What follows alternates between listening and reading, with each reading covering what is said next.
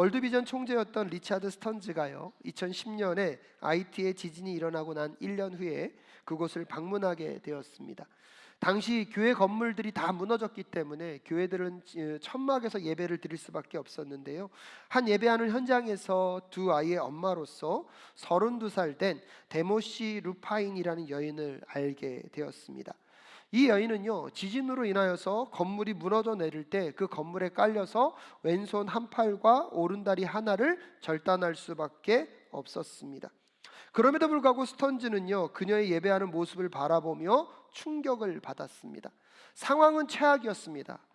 팔 하나를 잃어버리고 다리 하나를 잃어버렸습니다. 근데 그 중에 더 놀랍고 안타까운 것은 일자리마저 잃어버렸습니다. 하지만 그 여인은 두 아이를 혼자서 키워야 하는 여인이었습니다. 그런데도 그 상황 속에서 나머지 한 팔을 들고 열정적으로 예배하는 그 여인을 바라보면서 여러분, 그 스턴즈는요, 마음 가운데 깊은 감동을 경험했다고 합니다. 그래서 그 여인을 찾아가서 그 여인에게 물었습니다. 어떻게 그런 상황 속에서도 예배할 수 있으셨습니까? 루파인이 이렇게 대답합니다. 저는 작년 1월 주님을 영접하였습니다. 오늘 제가 진심으로 기쁘고 감사한 것은 주님이 저를 구원하셔서 영생을 주신 것 때문입니다. 당장에 천국에 가도 되었을 나를 이렇게 살리신 것은 두 아이를 키우라는 사명과 몇 년 더 이 땅에서 주를 섬기라는 하나님의 뜻으로 압니다. 사는 게 힘들기는 하지만 저는 제가 받은 구원이 진심으로 감사합니다. 이 고백이 얼마나 놀랍습니까? 상황은요, 한 팔이 잘려 나갔어요. 한 다리를 잃어버렸어요. 일자리마저 잃어버렸고요, 더군다나 한 여인으로서 두 아이를 본인이 먹여 살려야 돼요. 누구도 기쁨의 노래를 할 수 없고 누구도 감사와 감격을 이야기할 수 없는 그 순간, 하지만 이 여인은 나를 구원하신 하나님, 나에게 영원한 생명을 주신 그 생명의 은혜가 나에겐 오늘 예배할 노래가 될 수 있다는 그 고백이요, 저는 너무나 놀랍게 다가왔습니다. 사랑하는 사랑교회 성도 여러분, 여러분 상황이 무엇을 여러분을 누르고 계십니까? 어떠한 절망과 어떠한 아픔과 어떠한 고통의 이야기가 여러분을 감싸안고 있다 할지라도 나를 구원하신 십자가의 은혜가 오늘도 여러분을 예배자로 만들 수 있기를 주님의 이름으로 축복합니다. 여러분의 상황과 여러분의 현실은 노래하고 감사할 것이 하나도 없다고 할지라도 나에게 영원한 생명을 주신 그 십자가의 구원이 우리에게 노래의 이유가 되고 감사의 고백이 될 수 있기를 주님의 이름으로 축복합니다. 지난 다윗의 삶의 이야기 속에 여러분, 감사할 것보다는 삶의 어려움과 힘겨움이 많이 있었던 다윗을 우리는 만나게 됩니다. 인생에 저렇게 힘겨움을 겪어도 되는가 할 정도로 고난과 고난의 연성, 이제는 좀 잘 살만 할 수 있을 왕의 자리에 갔음에도 불구하고 그 왕의 자리에서도 끊임없는 어려움과 힘겨움을 만났던 다윗의 이야기를 우리는 경험하게 됩니다. 그럼에도 불구하고 여러분, 다윗이 오늘 그의 이야기의 마지막에서 하나님을 어떻게 노래하고 있는지를 가만히 살펴보실 수 있기를 바랍니다. 오늘 보면 1절에 이렇게 소개합니다. 주님께서 다윗을 그의 모든 원수의 손과 사울의 손에서 건져주셨을 때에 다윗이 이 노래로 주님께 아뢰었다. 여러분, 다윗의 상황이 어렵고 힘들었는데 오늘 다윗이요, 무엇으로요? 노래로 주님께 자기의 심정과 마음을 뭐하고 있습니까? 아뢰고 있습니다. 그러면서 다윗은 이렇게 노래하였다라고 이야기하면서 2절부터 시작하여서 다윗의 시편이 시작되고 있습니다. 오늘 사무엘하 22장에 나와 있는 이 다윗의 노래는요, 시편 18편의 노래와 똑같습니다. 거의 똑같습니다. 그래서 성경학자들은 사무엘하 22장이 먼저인지 시편 18편이 먼저인지 아직도 논란을 벌이고 있습니다. 하지만 엄밀한 의미에서 분석을 해보면 사무엘하 22장의 고백이 먼저 있었던 고백이라고 많은 신학자들은 이야기합니다. 다윗의 인생 속에 끊임없는 어려움과 고난과 고통의 이야기가 그를 감싸 안았지만, 그럼에도 불구하고 다윗의 인생을 끌고 오신 여호와 하나님, 그 환난과 핍박과 고난 중에서도 자기가 죽을 것 같은 환경 속에서도 자기를 죽음으로 내놓지 않으시고 구원하신 여호와 하나님을 다윗은 만났기 때문에 그의 인생의 마지막에서 다윗은 하나님을 노래하고 있습니다. 특별히 오늘 이 사무엘하 22장의 말씀, 시편 18편에 있는 말씀은요, 왕의 감사시라는 제목을 갖고 있습니다. 그래서 이 감사시의 노래는요, 이스라엘 민족들이 예배할 때마다 사용했던 노래입니다. 특별히 나라와 나라와의 싸움 속에 전쟁에서 승리했을 때 그 승전을 기념하며 예배할 때 이 시편 18편의 사무엘하 22장의 내용이 노래되고 선포되었습니다. 또한 초막절에서는요, 한 해 동안에 있었던 전쟁의 승리와 역사들을 감사할 때도 이 시편 18편, 이 사무엘하 22장의 말씀을 갖고 하나님의 역사를 노래하며 선포하였습니다. 하지만 여러분, 다윗의 인생의 삶은요, 항상 평안이 있었던 것이 아니라 어쩌면 고난과 어려움이 더 많이 있었어요. 그럼에도 불구하고 여러분, 다윗은 어떻게 그의 인생의 마지막 끝에서 하나님이 승리케 하십니다, 하나님이 우리와 함께 하십니다, 그러기 때문에 감사합니다라고 노래할 수 있었을까요? 고비와 고비, 어려움과 어려움 속에서도 하나님이요, 다윗과 약속했던 그 약속을 신실하게 지키셨기 때문입니다. 사무엘하 7장 11절부터 16절 말씀에 하나님이 다윗과 이렇게 약속하십니다. 여러분 성경이 있으시면 한번 찾아보시면 좋겠습니다. 사무엘하 7장 11절부터 16절까지의 말씀, 가능하시면 성경을 이제 가져오셔서 같이 찾아보시면 더 좋을 것 같습니다. 핸드폰으로도 찾아보시고요, 사무엘하 7장 11절부터 16절 함께 읽겠습니다. 시작. 이전에 내가 나의 백성 이스라엘에게 사사들을 세워준 때와는 달리 내가 너를 너의 모든 원수로부터 보호하여서 평안히 살게 하겠다. 그뿐만 아니라 나주가 너의 집안을 한 왕조로 만들겠다는 것을 이제 나주가 너에게 선언한다. 너의 생애가 다하여서 내가 너의 조상들과 함께 묻히면 내가 내 몸에서 나올 자식을 후계자로 세워서 그의 나라를 튼튼하게 하겠다. 바로 그가 나의 이름을 드러내려고 집을 지을 것이며 나는 그의 나라와 영의를 영원토록 튼튼하게 하여 주겠다. 나는 그의 아버지가 되고 그의 나의 아들이 될 것이다. 그가 죄를 지으면 사람들이 저의 자식을 매로 때리거나 채찍으로 치듯이 나도 그를 징계하겠다. 내가 사울에게서 나의 총애를 거두어 나의 앞에서 물러가게 하였지만 너의 자손에게는 총애를 거두지 아니하겠다. 내 집과 내 나라가 내 앞에서 영원히 이어갈 것이며 내 왕위가 영원히 튼튼하게 서 있을 것이다. 아멘. 여러분, 하나님이 다윗과 한 이 언약으로 인하여서 다윗의 인생에 어떠한 어려움과 힘겨움이 찾아온다 할지라도 하나님은 누구를 지켜내십니까? 다윗을 지켜내십니다. 심지어 다윗이 하나님 앞에 범죄하여서 하나님으로부터 마음으로부터 하나님께 채찍을 당하고 하나님께 징벌을 당하는 순간에도 하나님의 마음은 다윗을 대할 때마다 죽이는 것에 있지 않고 어디에 계셨습니까? 살리는 것에 계셨습니다. 그래서 다윗이 그의 일생을 살아오며 어떠한 어려움과 힘겨움이 있다 할지라도 약속의 신실하신 하나님을 경험하였기 때문에 그 하나님이 누구와 함께 하신다? 나와 함께 하신다는 것을 이 다윗은 마음 가운데 깊이 신뢰하게 되었던 것입니다. 그 다윗의 언약의 완벽한 성취, 완성이 이루어진 것이 어디입니까? 예수 그리스도의 십자가입니다. 그 십자가 사건을 통하여서 온 인류의 구원의 문제를 해결하시고 그 예수 그리스도의 십자가를 믿는 우리들에게도 영원한 생명을 허락하셨는 줄로 믿습니다. 왜 이것이 놀라운 은혜냐면 다윗의 언약의 완성이 무엇이라고요? 십자가라고요. 그 십자가를 통해서 우리에게 구원을 얻게 하심으로 우리와 하나님의 관계를 회복하여 주셨습니다. 할렐루야. 그러면 다윗에게 있었던 그 역사가 누구에게도 있다? 나에게도 있다. 다윗을 평생 지키겠다고 말씀하신 그 하나님의 약속이 지금 누구에게도 살아 역사하고 있습니까? 아멘이십니까? 이게 놀라운 고백이에요. 다윗은요, 그 고백 앞에, 그 믿음 앞에 평생을 살아오며 그의 마음과 심령 가운데 하나님이 어떻게 자리하고 있는지 오늘 시편을 통하여서 노래하고 있는 것입니다. 그래서 첫 번째로 다윗은요, 여러분, 그 삶 속에서 어려움과 힘겨움도 있었지만 그는 하나님께 푹 잠겨있는 인생임을 오늘 시편을 통해서 우리에게 알려주고 있습니다.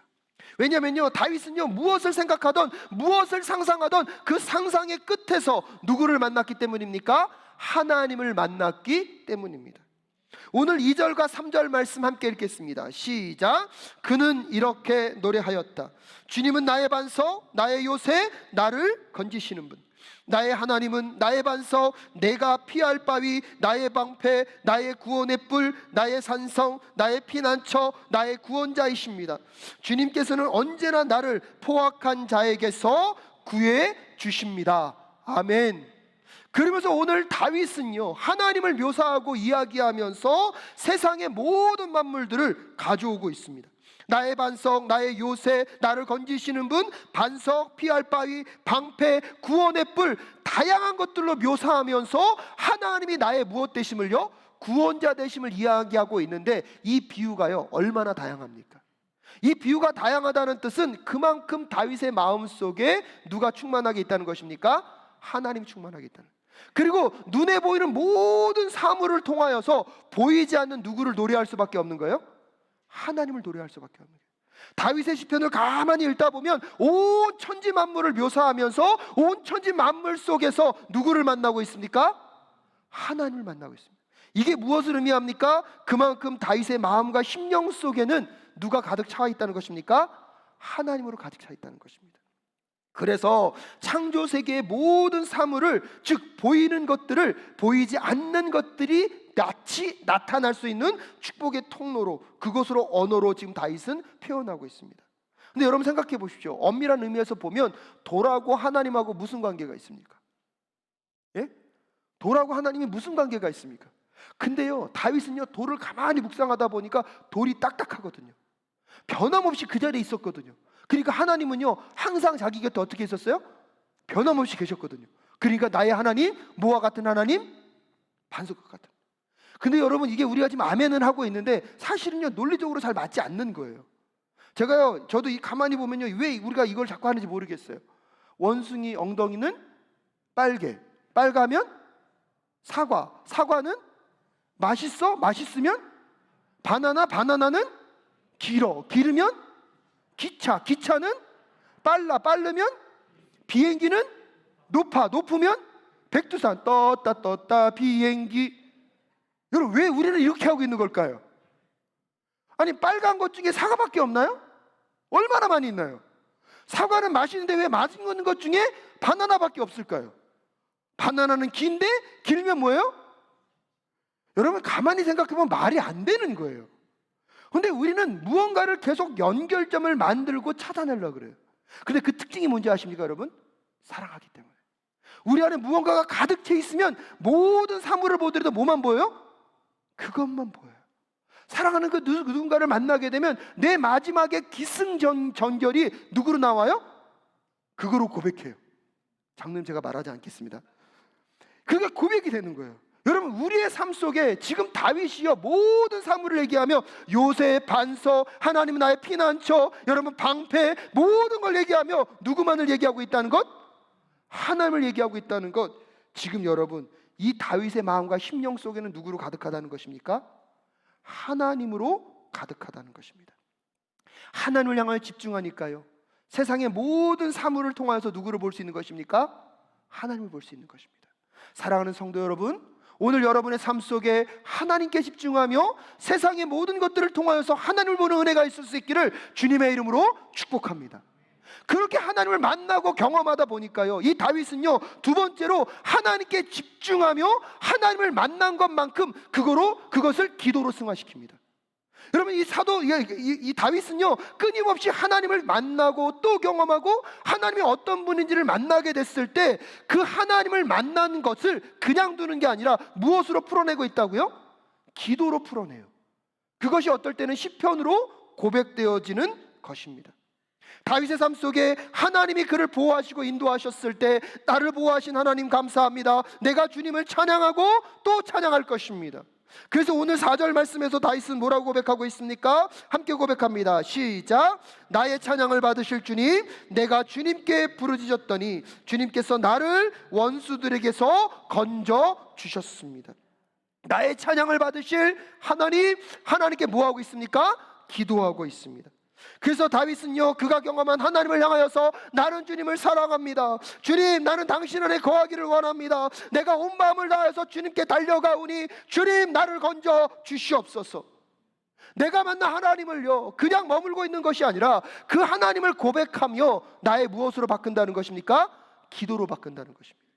여러분의 상황과 여러분의 현실이 어떤 문제로 여러분에게 다가오고 있습니까?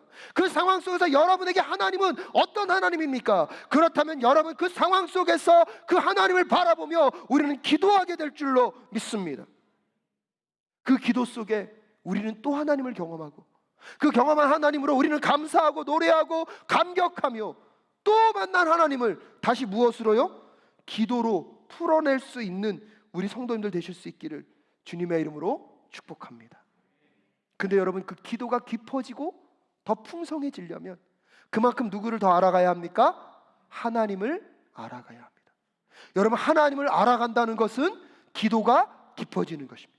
기도가 깊어질수록 우리는 누구를 더 알아갈 수 있습니까? 하나님을 알아갈 수 있게 되는 줄로 믿습니다. 그러게 여러분의 상황 속에서 하나님께 집중하며 하나님이 나에게 주시는 그 하나님이 어떤 분이신가에 대한 그 깨달음을 갖고 끊임없이 기도로 나아가 여러분 그 하나님을 누리는 그 누림이 더 풍성해지시는 우리 사랑교회 모든 성도님들 되실 수 있기를 주님의 이름으로 축복합니다. 그렇게 될 때 세 번째로 다윗은요, 현실에 묶이지 않는 삶을 살아가게 됩니다. 오늘 5절 말씀에 보니까요, 죽음의 물결이 나를 에워싸고 파멸의 파도가 나를 덮쳤으며 라고 얘기하고 있습니다. 여러분, 죽음의 물결, 파멸의 파도, 이 물결은요 한 번만 있나요? 계속 있나요? 계속 있어요. 그럼 이 다윗의 인생 속에 이 죽음의 물결과 이 파멸의 파도가 끊임없이 뭐였다는 것입니까? 밀려왔다는 것입니다.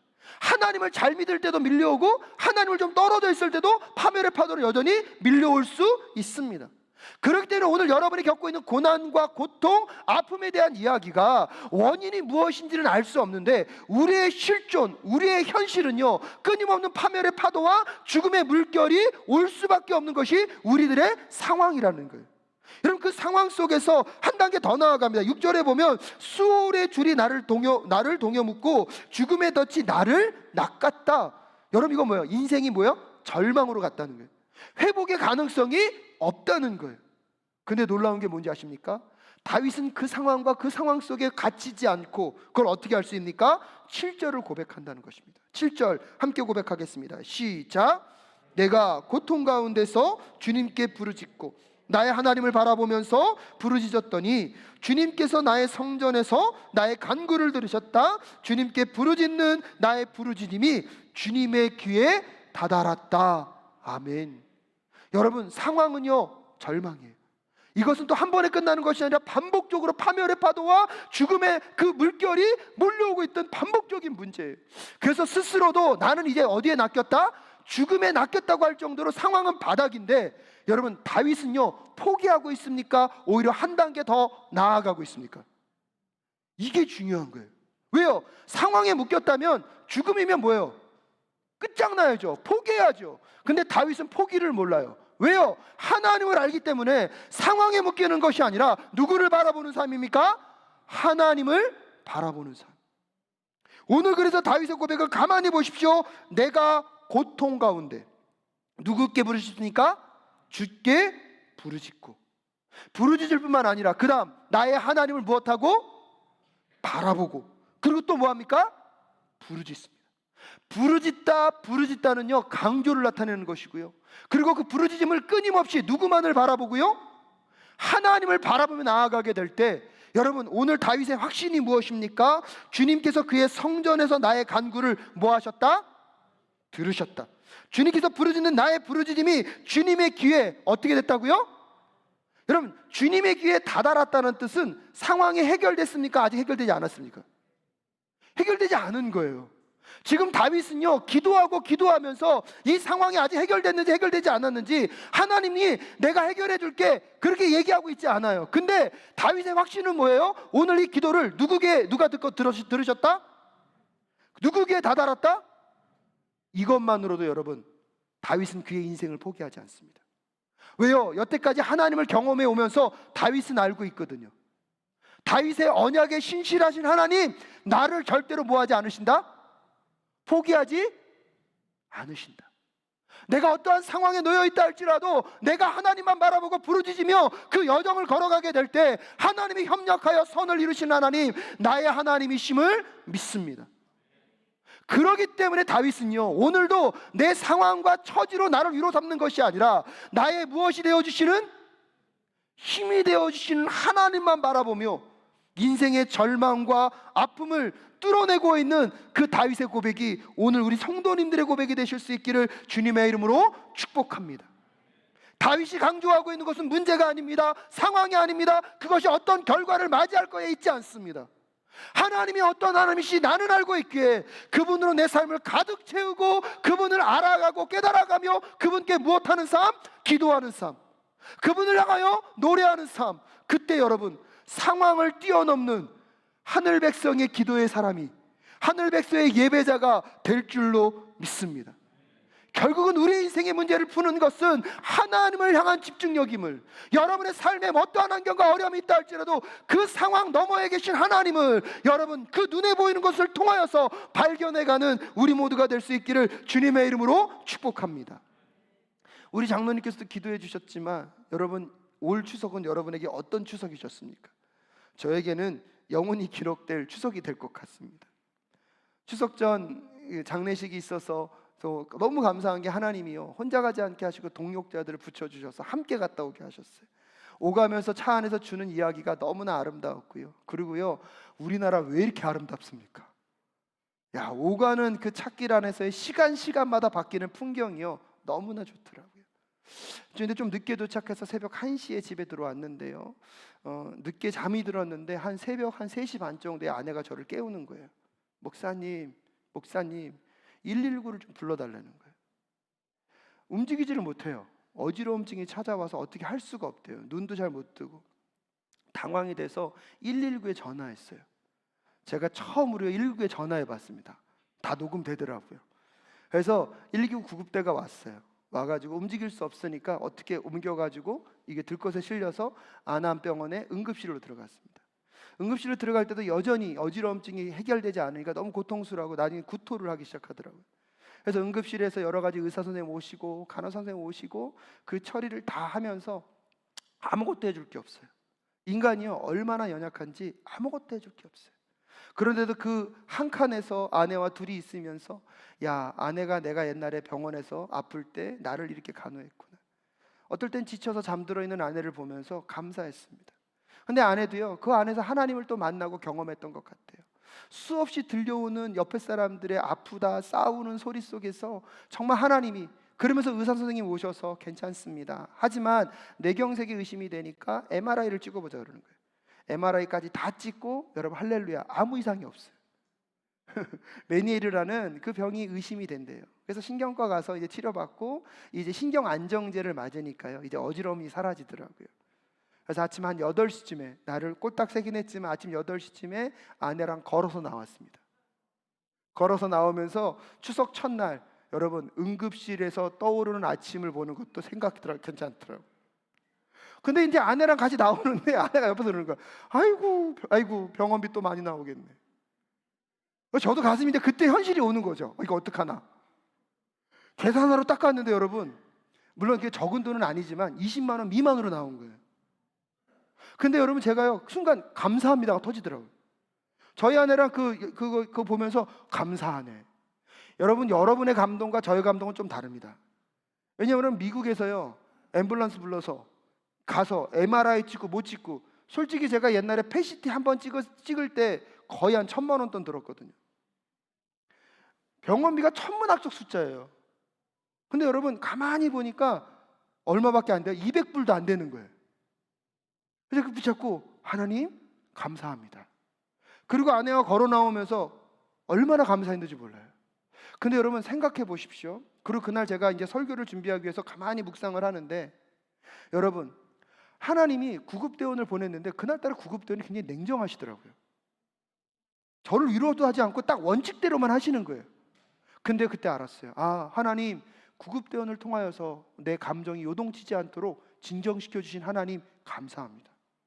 제때에 구급대원 보내셔서 나에게 처음으로 아내 옆에서 손잡고 구급대 그 비상 그 앰뷸런스 뒤에 타게 하심에 주님 감사합니다. 가까운 곳에 여러분 우리 응급실이 있어서 고대병원 들어가서 모든 수속이 일관되게 진행되게 하시고, 담당 의사가 오셔서 한마디 하셨을 때 마치 하나님께서 찾아오셔서 희철아 괜찮다. 더 은혜되는 건 여러분 영수증 받고 나오는데 하나님이 저에게 그렇게 말씀하시는 것 같더라고요. 나머지는 내가 다 지불했다. 자꾸 그런 분들이 있어요. 목사님 그거 아니에요, 보험관리공단에서 지불했어요. 아니요. 그럼 가만히 묵상하고 생각해 보니까 나머지 다 누가 지불해 주셨어요? 여러분 은혜 있는 사람은 보게 될지어다. 저는요 정말 그 1박 2일 동안에 많은 분들이 피곤하고 어려웠다고, 아니요, 저희 아내도 하나님을 고백하게 됐고요, 그 어느 때보다 가까운 부부 사이가 됐습니다. 제가 여러분 걱정 끼치려고 이 말씀을 드리려는 게 아니라, 여러분 똑같은 상황을 누구든지 경험해 갑니다. 근데 민감하게 그 상황을 들여다보니까 이미 그 상황 속에 누가 와 계세요? 누가 역사하고 계세요? 예, 저는요 그 영수증 받아오고 그렇게 감사한 적이 참 감격하며 기도했어요. 돈을 내는데 감사하더라고요. 크레딧 카드 있으면 감사합니다 주님. 근데 여러분 저는 그 말씀이 가장 강력하게 들리는 거예요. 희철아 내가 다 지불했다. 근데 분명히 여러분 서류상으로는 누가 지불했다고 나오죠? 보험관리공단에서 더 많이 지불했대요. 근데 여러분 보이는 것 너머에 계신 누구를 보는 것? 하나님을 보는 것. 그것이 우리의 상황에 매이지 않는 신앙인의 비결인 줄로 믿습니다. 여러분 걱정하지 않으셔도 됩니다. 여러분 안전하게 지금 뒤에서 예배하고 계시고요. 하지만 제가 여러분께, 저는 이번 1박 2일 동안 정말 내가 무엇에 민감하고 무엇에 반응할 것인가를 결단하게 하신 하나님. 여러분 다윗이 오늘 힘겹고 어려운 그 과정들을 지나오면서 다윗은 상황에 민감하지 않았고 누구께 민감했습니까? 하나님께 민감했습니다. 그러게 그는 그것을 감고 노래 삼을 수 있었고요, 어떠한 상황 속에서도 하나님을 발견하고 찾아내므로 상황에 매이지 않고 상황에 자유할 수 있는 하늘 백성의 삶을 살았다면, 오늘 이 시대를 살아가는 우리 성도님들에게 그 은혜가 있을 수 있기를 주님의 이름으로 축복합니다. 그럼에도 불구하고 상황이 너무나 힘들고 어려워서 어떨 때는 살아내어야만 하는 우리들의 현실을 저는 알고 있습니다. 여러분 그럼에도 불구하고 어떤 분들은 저에게 그럴 거예요. 목사님 살아내어야만 하는 그 삶이 무슨 의미가 있겠습니까? 아니요, 여러분 꼭 기억하셔야 합니다. 오늘 내가 살아내어야만 하는 이유는 현실의 문제가 있고 없고를 떠나 그 현실의 문제 가운데 함께 찾아와 계신 하나님이 계시기 때문에, 나의 힘이 되신 여호와가 그 상황 가운데 함께하고 계시기 때문에, 여러분 우리는 버팅겨내야 할 이유가, 살아내어야 할 이유가 우리의 삶 가운데 있음을 다시 한번 마음 가운데 깨닫고 나아가는 우리 모두가 될 수 있기를 주님의 이름으로 축복합니다. 그 하나님과 동행하며 하나님의 역사를 경험함으로 여러분 상황에 눌리지 않고 상황 너머에 계신 하나님과 동행하며 모든 사람들이 기도의 사람으로 하나님을 노래하는 시인들로 이 시대를 살아내는 우리 사랑교회 모든 성도들 되실 수 있기를 주님의 이름으로 축복합니다. 그래서 시편 기자는 여러분 30절에 마지막 결론과도 같은 이야기를 이렇게 선언하고 있습니다. 30절 말씀 함께 읽겠습니다. 시작. 참으로 주님께서 나와 함께 계셔서 도와주시면 나는 날쌔게 내려다달려서 적군도 뒤쫓을 수 있으며 높은 성벽이라도 뛰어넘을 수 있습니다. 여러분 이 다윗의 고백이 오늘 우리 성도님들의 고백 되실 수 있기를 주님의 이름으로 축복합니다. 여러분 상황에 어떤 어려움과 힘겨움이 계십니까? 여러분을 둘러싸고 있는 그 모든 눈에 보이는 문제 너머에 여러분에게 이미 다가와 계신 그 하나님을 꼭 발견하며 살아가시는 이 한 주 되실 수 있기를 주님의 이름으로 축복합니다.